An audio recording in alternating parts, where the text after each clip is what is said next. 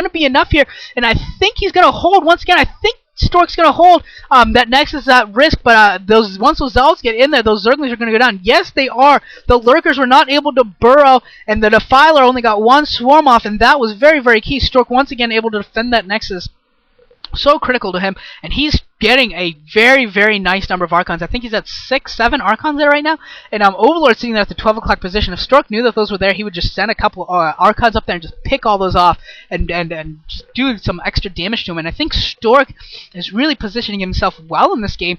The map is split. The mains and the naturals are mined out for both players. It looks like the mineral only for Stork is also mined out. That 4th base at the top left, I don't know if that's mined out or not, but it's got to be maybe halfway mined out would be my guess, about halfway. It looks like Jaedong has a huge force at the bottom of the map, and it looks like he might be looting up for another drop, going to try and take advantage of the fact... Nope, never mind. Only 2 Overlords there. I thought there was more Overlords coming in. But Stork is moving to the bottom as well. Looks like we're going to see a big confrontation. The whole world, both of these players have all of their arsenal here. Great storms going down by Stork again. A nice little plague there. Another great, fantastic, brilliant... Like the Guinness, it's so brilliant. It's like Guinness brilliant. These storms have been so insane. This is just absolutely insane that Stork has had this good of storms. Absolutely ridiculous. Slaughtering the army of Jaedong once again. Wasn't able to finish it up. He obviously has a lot of plagued units right now. Doesn't really want to commit into a swarm right now. Those Archons are only going to do splash damage, which just isn't enough for him to be happy with an attack there. So he's not gonna press the issue here, but he could probably could stand to fight again here. And it looks like he's going to go, and it looks like Jaedong's going to try and come here for a pincer, but I don't think he's going to be really effective here. We got a couple of Archons in there, but Swarm coming in there a little bit too late. Some nice storms coming in here, doing some damage to the Archons before they really start fighting the Archons, and that's really key. That a lot of the Ultras are damaged in the red, and they're not going to be as effective as you'd otherwise see. Look at that. You saw 4 or 5 of those Ultras die in just a couple of seconds because they were already so damaged, and yeah, that's really bad. That is really awful for Jaedong. That's a lot of units lost. He's actually killed off most of Stork's army, which overall is usually good for a Protoss, or good for a Zerg player. Ooh, nice little storm drop there. It looks like that's a 10-kill Templar. Very nice. Very nice storm drop there, doing some damage at the 6 o'clock. Stork's mineral only is just about mined out, so he'll have 2 bases mining right now, and Jaedong will have 3 technically. But once you start getting to the point where bases are mined out, you're happy that they're mined out, because that means your next bases will be mined out. You don't have to worry about that base anymore. That base, its only importance is if it has tech there, or if it has some strategic location importance. Like I would say the 12 o'clock and the 6 o'clock positions are very, very important because of their strategic implications, and it's kind of important that the main has fallen for Stork, because that opens his gateways up. None of his gateways have gone down, but if there was another drop, and it looks like there might actually be another drop coming in there for Jaedong, if another drop comes in, then we could start seeing the gateways at risk, and once gateways start falling, that's when you start really doing a lot of damage as a Zerg player.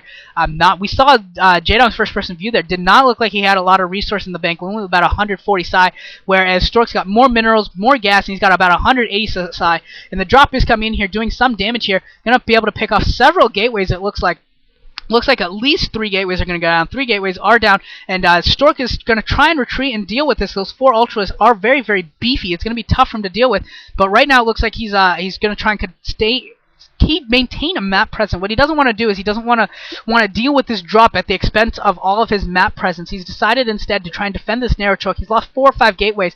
It looks like 5 gateways, but there's still a relatively small choke that he can try to hold strategically. And that's going to be very, very key. As long as he can hold that choke, his other 4 or 5 gateways can stay alive, and he can reproduce gateways at the top left. It's so big, the top left base, that he can pretty much use it as a main. And Stork coming here for an attack on the rally point of Jaedong. And Jaedong, it doesn't look like has enough units there, but the Swarm is doing its job there, and yeah, it looks like those Ultras are going to be enough to hold out, and Stork maybe went for an attack when he really didn't need to. He didn't really need to press the issue there, but he went for it and lost all of those Archons that he had built up over the course of this game, and Jaedong has a lot of Ultras left, and that, I think, could be the critical play of this game, is Stork committing to an attack that he should not have. That was not a good place for him to attacking up that ramp into a swarm, into Ultralist. That was a time when you wanted to run away as Stork and save yourself for another day. You're overall in a relatively good position. there's no need to really press the issue. He only lost 4 or 5 gateways, which, while it hurts for a short period of time, he was doing a good job of keeping Jaedong's side count pretty low. Jaedong's side count never got above 140, 150 at any point. Looks like another storm drop coming here, and Jaedong, does he notice it? Does Jaedong notice it? And only catching a couple of drones there, and the other storm, and maybe catching a total of like 5 drones. Yeah, that's what it looks like, 5 drones.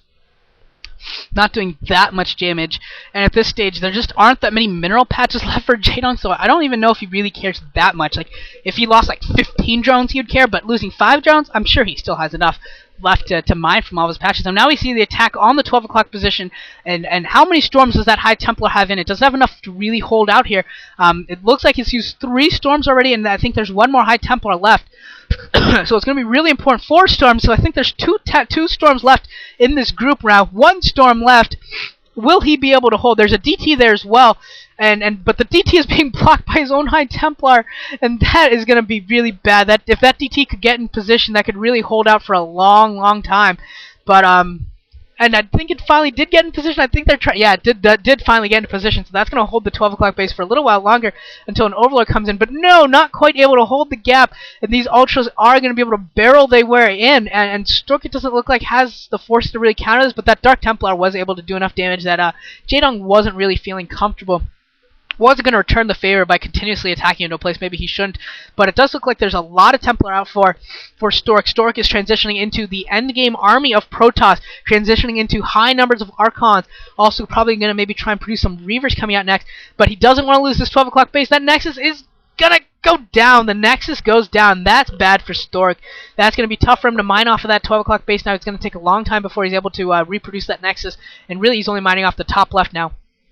And this is definitely reaching an endgame status quo for these 2 players. It looks like 4 bases are mined out for Jaedong, and probably the 4 bases on the left are mined out for Stork as well.